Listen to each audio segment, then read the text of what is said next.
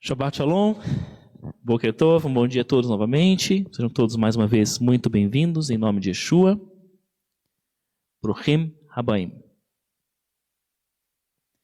Vamos então ao nosso estudo, a nossa drashá, porção desse Shabbat, Balak, como já lemos aqui durante o Avodat Torá. Se encontra em Bamidbar, Números 22, verso 2 até o 25, verso 9.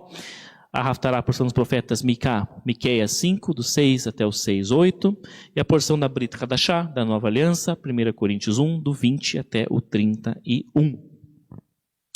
Antes da gente entrar no nosso tema, vamos ver quais tópicos. Essa paraxá é uma das parashot que eu mais gosto, assim, em termos de tópicos e temas, né? Ela é curiosa, tem umas coisas que acontecem aqui, algo além de profundo, ela tem coisas curiosas, né? Começamos falando então do temor do rei Balak, né, de Moab, que teme a aproximação, ele teme, na verdade, que os israelitas vão dominar sua terra, assim como haviam dominado Sihon e Og, né, os reis de Sihon e Og. Então, Balak teme e chama o auxílio de Bilam, do profeta Balaão. Aí falamos sobre a aliança que é feita entre Moab e Midian. A Torá também vai nos falar da primeira recusa, né, inicial de Bilam ou Balaão, a oferta que Balak faz. Depois vamos ver que o Bilam vai, né, porque seus olhos caem no certo interesse, então ele vai com os homens de Balak para em tese, tentar amaldiçoar o povo de Israel. Ele recebe a permissão de Deus para ir, desde que ele abençoasse o povo em vez de amaldiçoar, né? Aí vamos ter aquele curioso episódio da jumenta, quando a jumenta fala, né, o Eterno abre a sua capacidade de falar, e ela fala com o Bilam, com o Balaão. E aí, temos também o episódio, o anjo do Eterno, que se coloca em frente, né, do seu caminho. Vamos falar das 3 bênçãos, as 3 vezes que Bilam vai para amaldiçoar o povo e acaba abençoando o povo, em vez de amaldiçoar. A Torá vai trazer para nós o conselho que Bilam dá a Balak também, já que ele não consegue amaldiçoar o povo, ele dá um conselho então a Balak, o que ele deve fazer. Vamos falar das filhas de Moab e Midian, que é justamente a estratégia que eles vão usar, já que não conseguiram amaldiçoar Israel, eles vão usar uma estratégia diferente, que é usar as filhas, né, para seduzir, por assim dizer, os filhos de Israel. E vamos terminar a paraxá introduzindo a Pinchas Finéias, né, quando ele vai e matar aquele judeu, aquele israelita que estava transgredindo justamente com uma moça pagã, né, vamos assim dizer, Pinchas, tá? Então, vamos pensar hoje em algo. Essa paraxá ela é muito, além de ser profunda e curiosa, ela é muito atual também, como toda a Torá, né? Mas ela é muito atual em um certo aspecto. Nós temos aqui uma curiosidade que esta é talvez a única paraxá cujos protagonistas, ou cujo protagonista, não é Israel. Ou não é Abraão, ou não é um dos patriarcas. Daqui não é Israel. O nome da paraxá é Balak, que era o rei de Moab, né? E os protagonistas dessa história que essa paraxá vai trazer aqui são Balak e Bilam, né? 2 não israelitas, 2 pessoas não israelitas, 2 gentios. E por que será isso, né? Mas vamos pensar agora sobre uma coisa dos nossos dias. Nós nos achamos muito racionais, certo? Nós pensamos assim, eu racionalizo algo sobre certo assunto, consequentemente eu estou automaticamente certo sobre aquele assunto. Isso a gente faz com tudo, isso é o ser humano que faz isso no geral, certo? Então eu tenho a tendência a sempre achar que eu estou certo. Uma vez que eu tenha racionalizado sobre algo, eu automaticamente acho, não, eu estou certo, eu já pensei sobre isso, então eu tenho razão sobre esse ponto. Nós fazemos muito isso, né? E aí quando aparecem evidências contrárias à nossa opinião, aquilo que nós racionalizamos e nós concluímos certa coisa sobre certo assunto, aí do nada vem alguém diz algo contrário. Nós tendemos a ignorar esse algo contrário. Porque não, eu já racionalizei, já pensei, já concluí. Então, eu estou certo que essa pessoa está falando está errado, né? Nós fazemos muito isso. E assim é o mundo aí fora, né? Mas a questão é, será que nós somos honestos sobre a nossa imparcialidade sobre determinados diferentes assuntos? Somos realmente imparciais? Será que realmente nós racionalizamos de uma maneira imparcial para concluir coisas sobre certos assuntos? Vamos pensar sobre isso hoje. Essa paraxá vai nos trazer algo sobre isso hoje, né? Então nós começamos falando aqui, estamos no meio da jornada. Onde estamos na Torá nesse ponto aqui? Em que momento estamos? Vamos dizer assim, da linha do tempo da história de Israel. Israel, então, está ali pelo deserto, certo? E eles acabaram de derrotar 2 reis, ali das redondezas, né? O Sihon e o Og. Acabaram de vencer os exércitos desses 2 reis. E então nós temos a vitória de Israel sobre esses 2 povos, e agora chega, então, esse rei de Moab, que era ali um pouco mais ao sul, preocupado com o que estava acontecendo, né? Ele teme que seja a vez de Moab ser derrotado agora por Israel, porque haviam derrotado já 2 outros povos. Creio que a maioria já conhece essa história, todos já leram aqui, ou já leram, ou já estiveram outros anos aqui falando sobre essa paraxá. Mas vamos pensar um pouquinho nela como se a gente ainda não conhecesse, para a gente tentar entender o que está acontecendo aqui e por que essa paraxá traz como protagonistas 2 não israelitas, né? Algo ímpar aqui na Torá. Então, começamos ali, vamos pegar o início da nossa paraxá com Bamidbar, números 22, verso 2. E vamos ter ali dizendo: e viu Balac, filho de Tzipor, Kol Asher et Kol Asher Asa, tudo o que fez Israel ao Emoreu, era um dos outros povos que haviam sido derrotados, né? E essa expressão et Kol Asher Asa, essas 4 palavrinhas ali em hebraico, nós já vimos elas nesta mesma ordem em outro lugar da Torá. Esta mesma expressão nessa mesma ordem. Et Kol Asher Asa, tudo o que fez, né? E foi numa circunstância bem parecida com a desse momento aqui. Nós tínhamos um líder não israelita, tá? Ouvindo sobre um triunfo, uma vitória de Israel sobre um outro povo. E ele, esse outro líder, também tem uma paraxá com o nome dele. Quem será? Estamos falando de quem? É um outro líder não israelita que ouve, é isso aí, que ouve sobre um triunfo de Israel e tem uma paraxá com seu nome, alguém já falou, Itró, Jetro, né, o sogro de Moisés, que era de Midian, era uma midianita, né? Então vamos lá para Shemot, Êxodo 18, verso 1, olha lá o que diz. E escutou Itró, sacerdote de Midian, sogro de Moshe, et kol asher asa, tudo o que fez Deus a Moshe e a Israel, seu povo, e como tirou Israel do Egito. Então, Itró ouviu sobre a vitória de Israel sobre o Egito. E aí, né? Depois Israel, né, vai vagar lá no deserto 40 anos, né? E aí, né, depois disso de Itró, Israel vai se tornando famoso, vamos assim dizer, ali na região, certo? Porque eles saem, ficam no deserto e vão, né, conquistando coisas ali, vão conquistando conquistas, e Israel vai se tornando ainda mais famoso, vamos assim dizer, né? E aí essa mesma frase, et kol asher asa, é usada então para descrever a reação, tanto do Jetro, do Itró, quanto do Balac, tá? É a mesma frase que é usada ali. Então nós temos os 2, né, ouvindo sobre um triunfo de Israel.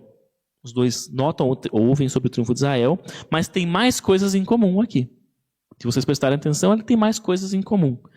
Por exemplo, vamos falar de novo, Números 22, 2. Balac ben Tzipor. Balac, filho de Tzipor. Certo? Está ali, Balac ben Tzipor. Como que era o nome da esposa de Moshe, que era filha de Jetro, de Itró? Olha lá, Tzipora. E tomou Itró, sogro de Moshe, a Tzipora, mulher de Moshe, depois que ele a tinha enviado. Êxodo 18, 2. Tzipor, pássaro, né? Então a Tzipor é a passarinha, hoje eu brinco que o nome era passarinha, o nome da esposa de Moshe era passarinha. Então Tzipor, Tzipora, tá? Então, Shemot, Êxodo 18, 2. Então nós temos, além do et kol asher asa, e tudo o que fez tananã, ainda temos Tzipor, Tzipora, nos dois episódios aqui, tanto lá na Parashat Itró, quanto aqui na Parashat Balac. Tá? Tzipor, Tzipora. Aliás, Tzípora é a única pessoa, outra pessoa citada na Torá que tem esse nome. Não existe nenhuma outra Tzípora na Torá. Só essa, que é a esposa de Moshe. Tá? Mas tem mais. Tem mais coisas aqui. Temos aqui, na Parashat Itró, Êxodo 18:1, que Itró era quem? Sacerdote de Midian. Certo? Itró, sacerdote de Midian. E o que acontece lá na Parashat Balak, quando Balak ele ouve, Et Kol Asher Asá, tudo o que fez Israel. E o que fala que ele faz? Em Números 22:4, disse Moabe a quem? Aos anciãos de Midian. Ele vai propor uma aliança com os anciãos de Midian contra Israel, né? De novo temos Midian lá em Jetro. E anos depois, aqui de novo Midian envolvido nesse embrólio todo, e alguém ouvindo algo sobre Israel e reagindo a isso. Tá? Então Midian. Aliás, essas duas nações, segundo os estudiosos, segundo os sábios, Midian e Moab eram inimigos. Eles eram nações inimigas, mas olha só, diante do repúdio, vou colocar assim, a Israel, eles se unem contra Israel, mesmo sendo inimigos, né? Segundo Urashi, inclusive, tem um parêntese. No segundo Urashi, o próprio Balak ele era originalmente um príncipe de Midian, que havia ido para Moab e tomado conta lá. Mas isso é parêntese, né? Então nós temos aqui, vamos fazer agora uma recapitulação desse paralelo que nós estamos fazendo para entendermos melhor. Vamos recapitular. Primeiro, nós temos um líder não israelita que nota a vitória de Israel sobre nações poderosas, sobre outras nações. Certo? Primeira coisa. Nas duas ocasiões, tanto em Itró quanto em Balak. Nós temos a expressão Et Kol Asher Asá, tudo o que fez, tananã, né? Temos essa expressão. Nós temos ali também o Tzipor, que era o pai do Balak, e a Tzípora, que era a filha do Jetro, do Itró. Tzípora. E nós temos Midian, de alguma forma envolvido nesse imbróglio, seja o próprio o Jetro, que era de Midian, seja aqui os anciãos que fazem aliança com o Balak, o rei de Moab. Tá? Então, é quase como se a Torá estivesse querendo nos lembrar, aqui em Números, quando está relatando sobre Balak, nos lembrar da história de Jetro, de Itró. E nos preparasse para ouvir de novo essa história de Itró. Né? Só que nós vamos ver como que Balak reage ao que ele ouviu, que foi muito diferente da forma como Jetro, como Itró, reagiu. Né? Então vamos lá para Números 22:3. E temeu Moab muito ao povo de Israel, né? Porque era numeroso.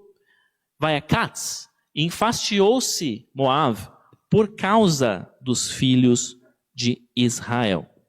Então os moabitas, ali representados pelo rei Balak, eles sentem terror quando eles ouvem que Israel está no deserto, conquistando, derrotando outros reis ali da região, outros povos da região. Né? E assim, então, o Balak vai mandar chamar o Bilam, o profeta Bilam, né? E ele diz o seguinte, versos 5 e 6, Números 22. Eis que um povo saiu do Egito, e eis que ele cobriu a superfície da terra, e ele está em frente de mim. E agora vai, rogo-te, maldize para mim este povo, pois é mais poderoso do que eu. Né? Agora eu pergunto para vocês, essa reação de Balak, ela é parecida com a de Itró? Não, é quase o oposto. Né? O Itró, o Jetro, o que ele fez? Qual foi a reação dele quando ele ouve que Israel derrotou o faraó e saiu do Egito? Ele se alegra. Né? Ele se alegra com a notícia e ele corre para o deserto ao encontro de Moisés, né? Para celebrar com eles aquele triunfo. Balak, por sua vez, né? Ele fica aterrorizado com o que ele ouve e ele deseja parar Israel antes que eles, segundo o seu temor, avancem contra ele. Né? Israel nem estava só na região. Não tinha essa intenção, mas ele já... Não, eles vão vir aqui porque já derrotaram os outros. Ele teme, ele fica aterrorizado. Então não parece que Jetro está sendo ecoado aqui. Né? Se a gente tinha... Se a Torá estava querendo comparar a história de Jetro com essa história de Balaque, aqui parece que isso se quebra. Porque as reações são opostas, de um e de outro. Só que se a gente começar a pensar agora, essa reação de Balaque aqui, ela vai ecoar outro líder não israelita, que aparece na Torá. Que líder não israelita é esse? O Faraó. Vamos lá para Êxodo, capítulo 1, verso 9. Isso é o Faraó falando, né? Eis que o povo dos filhos de Israel é mais numeroso e mais forte do que nós. E a expressão que ele usa lá, Rav ve'atzum mimeno, que é a expressão que o Balaque usou lá, que atzum hu mimene. Mesma expressão no hebraico, mesmo verbo ali, o atzum, né? Mimeno, tá? Mesma expressão que ele vai usar, ele faz a mesma expressão do Faraó lá em Êxodo 1. Mesmíssima. E tem mais ainda. Tem mais. Lá em Êxodo 1:12, olha o que diz. Vai a Kutsu e se enfastiaram por causa dos filhos de Israel. Mesmo verbo que a Torá usa lá em Números para Balaque, para os moabitas. Vai a Katz. De novo. Mesma palavra, né? Mesmo verbo. Então, né, a Torá descreve as reações de Balaque e do Faraó com as mesmas palavras, literalmente com as mesmas palavras. Aí, né, os dois agem, tanto o Faraó quanto Balaque, eles agem diante, eles não só temem, eles não só se enfastiam, vai a Katz, eles vão agir com relação a isso, né? O que o Faraó faz? Ele manda escravizar, né, Israel, ele escraviza Israel, o povo de Israel. E Balaque, o que ele faz? Ele contrata um profeta, né, o Bilam, para amaldiçoar o povo de Israel. Então os dois, ao seu modo, diante do que eles temem, eles tentam parar, frear Israel naquele ponto. Né? O Faraó, dizem os historiadores, a questão do Faraó ali naquele ponto, né, era que o Egito, alguns anos antes, talvez alguns séculos antes, tinha sido dominado por um povo, pelos Ixos, né, que era um povo também estrangeiro ao Egito, que foi muito parecido. Eles ficaram no Egito, ali como, enfim, né, agricultores, e acabaram tomando o poder no Egito, por um tempo. E quando o Faraó vê que Israel está crescendo no meio do seu povo, é esse o temor dele. Eles lembravam da história, talvez um pouco recente, com esse outro povo, os Ixos. Isso segundo os historiadores, né? Para fazer sentido essa lógica do Faraó. Então ele age diante disso, né? Só um detalhe aí. Só que, vamos pensar agora. Até aqui a Torá não estava comparando o Balaque com o Jetro? Por que entra o Faraó aqui nesse imbróglio, né? Que a comparação no início da porção parece estar comparando com o Jetro. Agora aqui vai mudar para o Faraó. Por quê, né? Por que acontece isso? Por que agora isso do Faraó?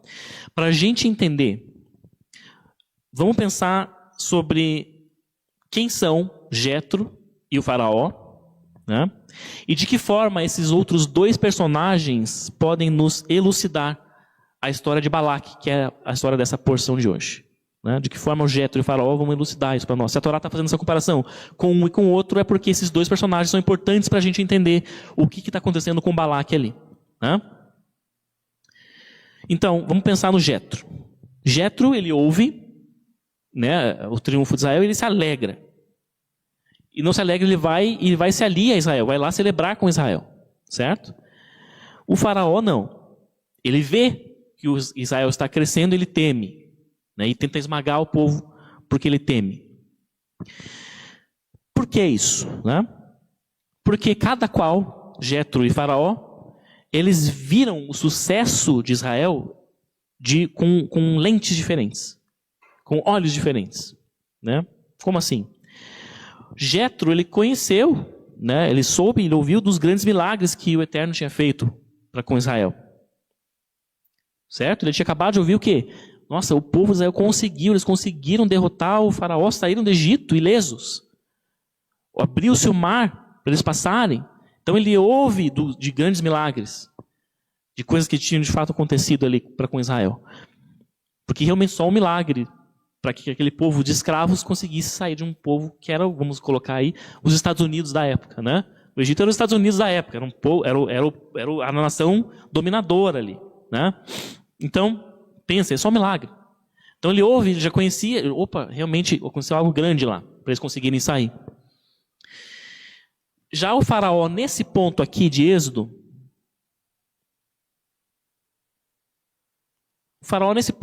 voltar um pouquinho ali, ele já tinha ouvido de algum milagre? Aqui no começo de Êxodo, ele já tinha ouvido ou visto algum milagre? Já tinha visto alguma coisa? Não. Para ele, Israel era só mais um povo estrangeiro, que estava ali habitando o Egito, que tinha lá um Deus próprio qualquer, e é isso. Na vista do faraó, nesse ponto ali. Então ele não tinha conhecimento, ele não tinha passado por nenhuma experiência de ver a ação do Deus de Israel. Diferente de Jetro, né? Então, ele só temia que aquele povo estava crescendo muito rápido no meio deles, né? E para ele o Eterno era uma figura fora da questão ali. Era só mais um Deus lá daquele povo estrangeiro. Para o faraó, né?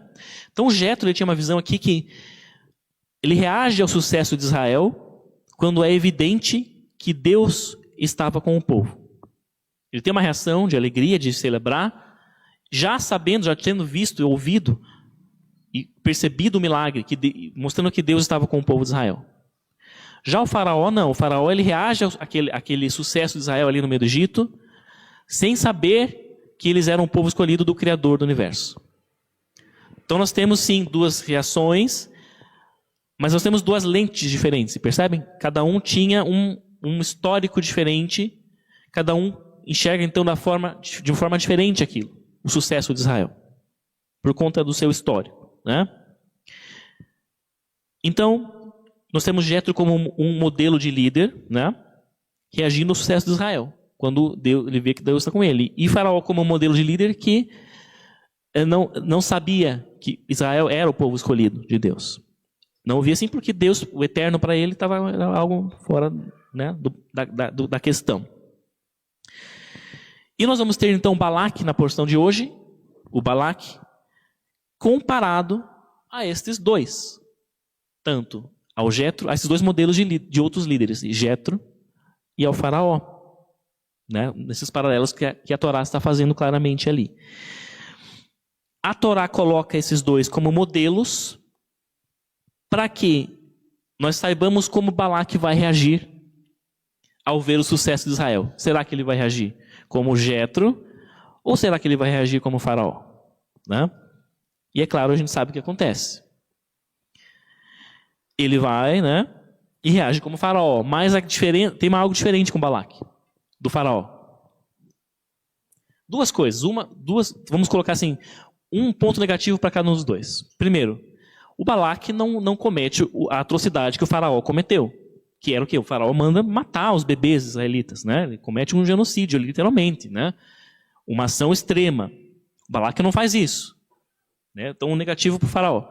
Só que o negativo para o Balaque diferente do Faraó, ele tinha já ouvido de conquistas grandes e que Deus estava com o povo de Israel. Então, esse é um negativo para o Balaque. Né? O Faraó não, naquela época ele não sabia. O Balaque sabia. Né? Ele sabia. Ele já sabia do Êxodo.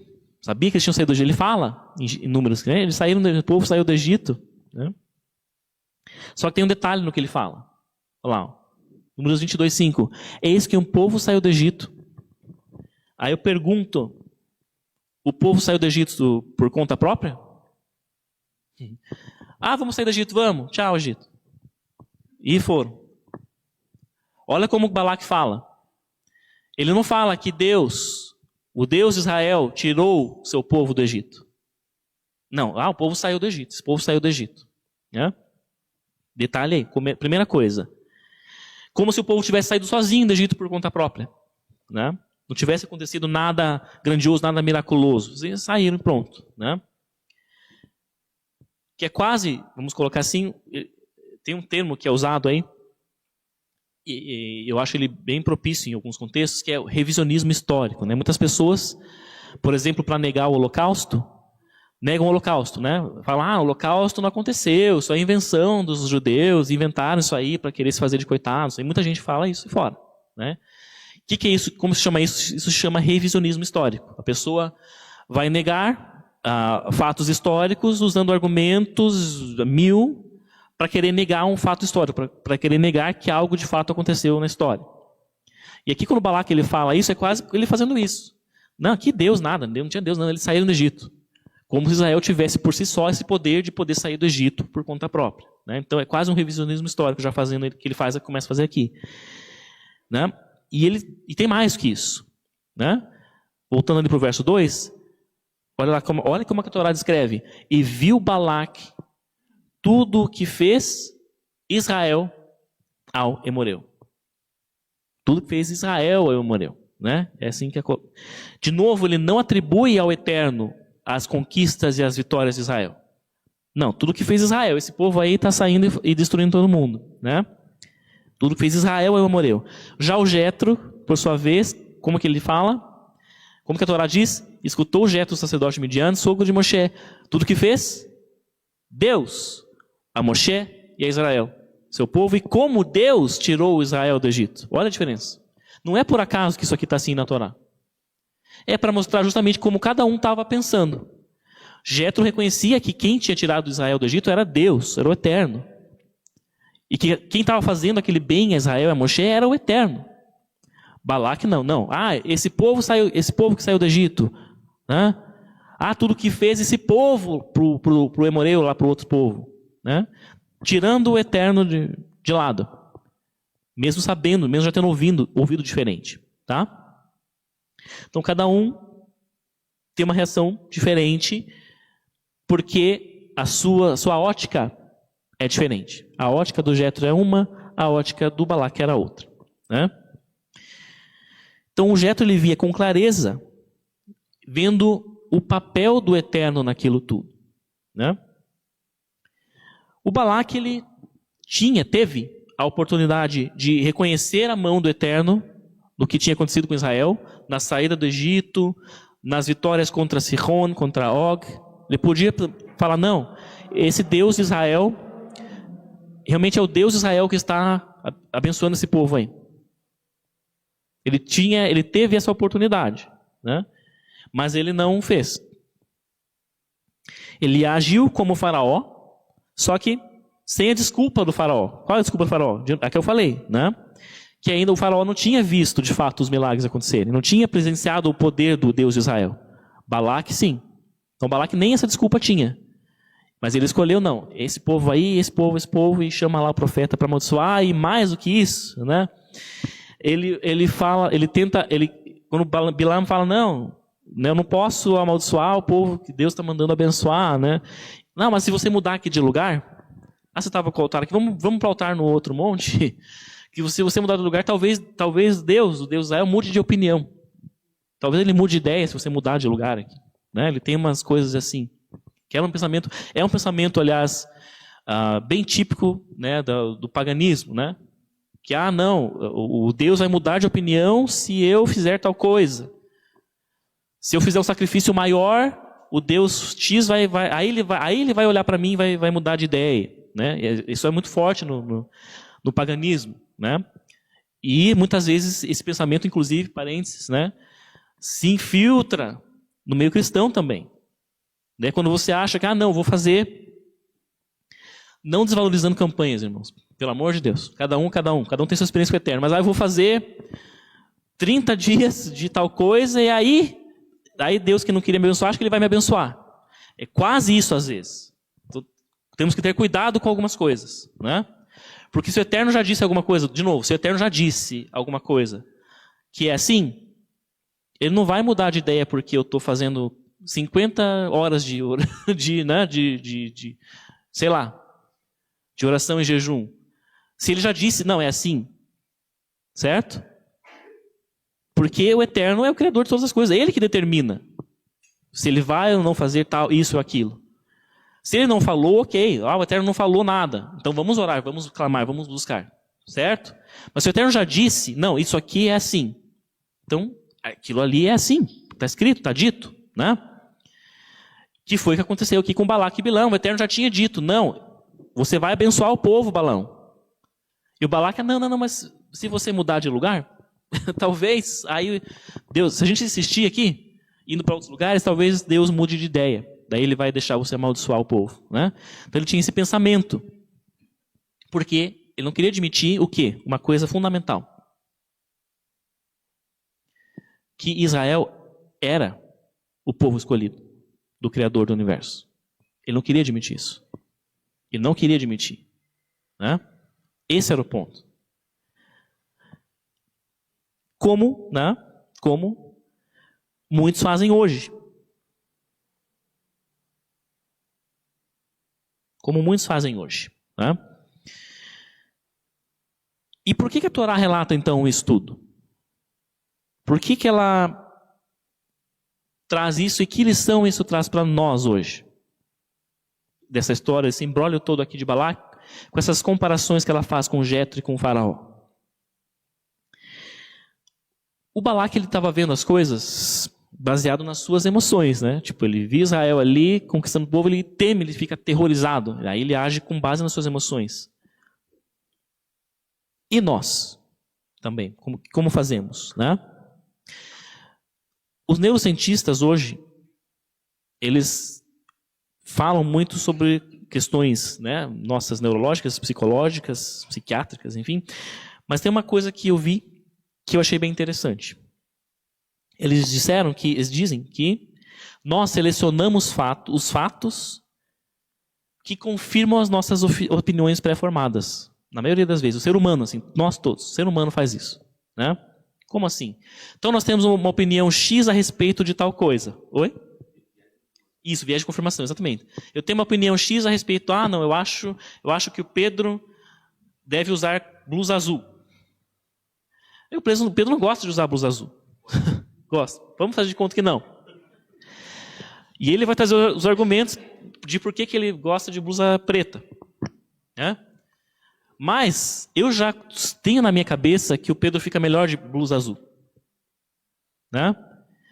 Então, eu só vou selecionar para mim os fatos que vão concordar com a minha opinião, para eu poder convencê-lo. E eu não vou querer ouvir e o que ele me falar vai entrar por aqui e sair por aqui. Ó. Porque não confirma com o que eu já estou pré-concebido aqui na minha cabeça. O ser humano é assim. Tá? Isso é estudo neurocientífico. Vamos colocar assim. Então, e nós ignoramos, então, tudo que contradiz essa nossa opinião pré-formada. Né? Em geral. E eu creio que esse é um problema que vem lá do Éden. Lá do quando, né, Adão e Havá decidem ser os juízes de si próprios. Né? E nós carregamos isso conosco até hoje. E isso, às vezes é ok, mas às vezes pode ser um problema grande. Às vezes pode ser um problema grande. Né? Porque quando nós tendemos então a nos acharmos sempre o quê? Os donos da razão. E eu falo por mim isso aqui. Também tenho várias opiniões. Não, eu acho que isso aqui é assim. E às vezes eu não considero que, ok, essa é a minha opinião, mas eu posso estar errado. Eu posso estar errado. Né? E a Torá nos faz refletir sobre isso a partir de Balaque. Porque Balaque ele fez isso claramente. Não, é isso aqui, esse povo não tem nada de Deus, não, eles saíram por conta própria e agora eu tenho que dar um jeito de parar eles. Né? Ele age com base nisso. Então a Torá nos faz aqui essa ressalva por meio desse personagem, como ela tinha feito um pouquinho atrás com um outro personagem, com o Korah. Lembram do Korah? Do Coré? Também, não é? Tem uma paraxá com o nome dele. Ele era israelita, mas tem um paraxá com o nome dele e foi um personagem infame, né? O Korah, o Coré. Mas a Torá quer usar a história dele como um exemplo, como uma ressalva para nós. E ela faz o mesmo com Balaque aqui. É uma ressalva para nós. Olha, cuidado com os suas preconcepções, os seus juízos preconcebidos. Você pode acabar agindo no erro como o Balaque fez. Né?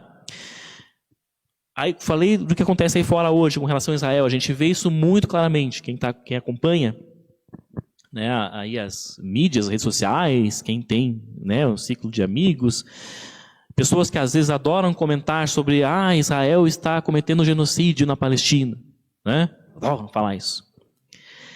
E a pessoa nunca esteve lá. Nunca esteve lá, nunca viu com seus próprios olhos, certo? A maioria. Nunca viu com seus próprios olhos. Mas, não, ela já concluiu, já tem sua concepção pré-concebida. Não, Israel é o malvadão lá que está destruindo, né, atacando o povo coitadinho lá. Né? É assim que as pessoas, muitos aí fora veem. Induzidos pela mídia, enfim, mas assim as pessoas têm essa pré-concepção. E elas fazem o que Balaque fez. Como assim? Tira Deus da parada. E povo escolhido? Não. Eu li essa semana isso, irmãos. Não lembro onde que eu li, não sei se foi no Instagram, no Facebook, alguém escreveu assim. Eles falam que eles são povo escolhido só para ter privilégios. Isso aí eles inventaram isso. Eles inventaram que eles são o povo escolhido de Deus só porque para eles terem essa desculpa. Eu li isso aí, tá? Então, que é o que Balaque fez, né? Não tem nada que escolhido, não. Isso aí eles inventaram. Eles fazem tudo por conta própria, né? Eles conseguiram vencer guerras aí, voltaram, né? Desde que Israel voltou lá em 48, quantas guerras Israel teve ali contra inúmeros inimigos e conseguiu superar e vencer? Não, é tudo por conta própria. Ou, porque os Estados Unidos bancaram, né? Então as pessoas fazem muito isso que Balaque faz. Hoje em dia está em alta isso. E pessoas, não é pessoa assim ignorante, né? Pessoa intelectual, inteligente, né? Como Balaque era. Como Balaque era inteligente. Pessoas esclarecidas, né, fazem isso. Por quê? Porque eles estão vendo com uma lente que é uma lente que interessa para eles. Com um filtro que interessa para eles. E não importa o quanto nós digamos, não, mas olha aqui, às vezes eu sou um pouco teimoso, eu acabo debatendo, né? Não, mas olha aqui, eu parei um pouco com isso, né? Conversamos já sobre isso, o Marco, o Pedro. Mas não importa o que você diga. A pré-concepção dele já formou aquela opinião, e aquilo é aquilo e acabou. É o que Balaque fez, né? Não importa. Bilam, tudo bem, Bilam também teve sua falha grande, né? Foi no interesse do din-din, né? Mesmo Deus já tendo falado que não era para ele ir, mas foi teimoso, Deus permitiu que ele foi, Deus que ele abençoasse o povo, etc, etc, etc. Mas bem ou mal ele fala para Balaque. Olha, não, né? Deus falou que não, para eu não ir. Primeiro, primeira resposta, Deus falou que não posso ir. Depois ele fala, não posso amaldiçoar o povo, né? Porque Deus mandou abençoar. Bem ou mal ele diz o que ele tem que falar, né? Agora o Balaque não, ele vai negando, não, mas tenta de novo, não, mas muda para cá, não, mas vai para lá. Ele vai negando, por quê? Ele tira Deus da questão, ele fala, não, esse negócio de Deus aí é eles que inventaram que eles são o povo escolhido, quase isso, né? Que é o que as pessoas estão falando hoje. Então, assim é o ser humano. Só que a Torá nos faz, para nós agora esta ressalva, que nós não nos tornemos como Balaque, como essas pessoas aí fora, né? Que a gente tente, a gente faz isso talvez tentando se colocar no lugar do outro. Esses neurocientistas, eles falaram de um exercício para a gente fazer com relação a isso. E é muito difícil. Por exemplo, estou ali debatendo com um sujeito desse que fala que Israel está fazendo genocídio na Palestina. E aí, que exercício eu vou fazer então? Não que eu vou concordar com eles, de novo, tá? Para tentar eu não ser assim também não intransigente. Vou tentar argumentar o contrário. Vou tentar fazer o argumento contrário para o meu cérebro exercitar essa ideia. Não, vou tentar pelo menos entender qual que é a lógica do outro. Entende? Você fazer um exercício de se colocar no lugar do outro, tentando entender a sua lógica. Nesse caso é bom até para você saber de onde que vem essas coisas. Muitas vezes essas opiniões que essas pessoas têm vêm do nada, literalmente. Você começa a aprofundar um pouco mais, ela já se perde, já não sabe mais, né, o que é. Porque você tem esse caso de Israel, mas pensando em outras coisas. Por exemplo, essa semana, vou dar um exemplo, estamos com o tempo, está acabando. Essa semana, eu dei uma opinião no grupo Halel, que é do Halel, Pedro está lá, quem mais, né? O pessoal que está no ralé, do grupo de louvor. Falei, olha, na minha opinião, a questão X é para algumas pessoas apenas. Porque eu vejo que é um chamado para algumas pessoas, enfim. E tudo bem, eu realmente ainda tenho essa opinião. Mas eu posso estar errado. Né? Eu posso estar errado. E a gente tem que ter esse cuidado de, não, tudo bem, eu penso isso aqui sobre isso, ok. Mas se alguém vier me dizer, não, mas olha aqui no texto tal, aqui de tal livro, diz assim. Eu preciso estar aberto a fazer esse exercício de, tá bom, então eu vou tentar argumentar o lado contrário aqui. Porque senão nós vamos virar sempre, não, eu sou o dono da razão, isso aqui é assim, pronto e acabou. E aí nós criamos o quê? Dogmas para nós. Ah, não, é assim porque eu concluí que é assim e acabou, isso aqui é o meu dogma agora. E tudo que diz diferente disso está errado. Então temos que ter esse cuidado, principalmente com relação às coisas da Torá. Eu, de novo, falando agora na minha experiência própria. Né? Quem é do grupo sabe do que eu estou falando. Né? Enfim, para a gente ter esse cuidado de não achar, não, tudo bem, concluir sobre isso aqui devido à minha experiência, devido ao que eu já estudei, mas eu preciso entender que isso não me torna o dono da razão. Que eu posso estar errado e que o que o outro viveu, para ele, é verídico, é verdadeiro. Eu não vivi aquilo, né? Mas o outro viveu aquilo. Então, para ele, aquilo é uma verdade. Para mim, não é porque eu não vivi. E assim é. Né? Então, a Torá nos alerta para não sermos como Balac. Assim como nos alertou para não sermos como Korah. Aqui. Né? E para encerrar, temos uma passagem lá da Brit Hadashah. Yeshua, ele vai falar justamente isso. Né? Que o olho é a lâmpada do corpo. Portanto, se você tiver um olho bom, todo o seu corpo estará repleto de luz. Mas se você tiver um olho mau, todo o seu corpo estará repleto de escuridão.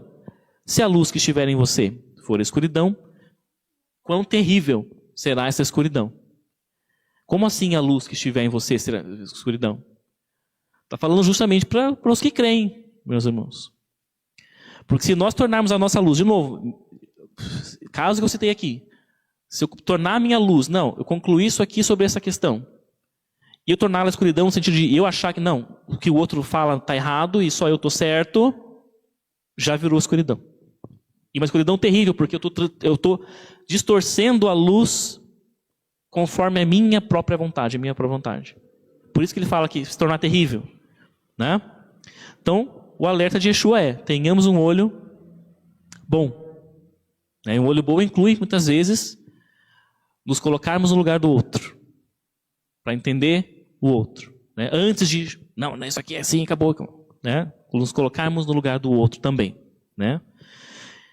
Então, sigamos o alerta da Torá de Yeshua. Não é fácil, não é simples, não é simples. De novo, irmãos, falo agora de novo experiência própria. Não é simples, a gente tende, e quanto mais tempo a gente tem de estudo de Torá, mais tendência a gente tem a isso. Ah, não, isso aqui é assim, porque eu concluí que é assim. E às vezes não é bem assim. Ou às vezes é assim, mas não é só assim. Né? Porque a Torá tem 70 faces, segundo a expressão rabínica. A Torá tem 70 faces. O que é isso? A Torá, ela é diversa e ela é viva. E ela pode ser praticada de inúmeras formas. Às vezes o que para o Rosh é válido, para mim não é, e vice-versa. Por causa do contexto dele, por causa do meu contexto. Né? E assim é. Tem coisas, claro, que são inquestionáveis, obviamente, né? A unicidade do Eterno. Né? Mas outras coisas se aplicam conforme a vida e o tempo de cada um. Né? Conforme a experiência de cada um. Ah, eu não como carne, não gosto de misturar carne com leite porque, sei lá, eu tive esse entendimento de fazer isso assim. Outros irmãos não tiveram, e tudo bem. Né? Isso não é algo que a Torá diz, não, tem que ser assim. São interpretações, e tudo bem. Né? Exatamente, ninguém vai perder a salvação por causa disso. Esse é o entendimento que nós temos que ter. Não podemos ser, não, aqui é assim, pô, não podemos ser intransigentes e dogmáticos nesse aspecto. Né? E esse é o alerta que Yeshua nos faz também. Amém?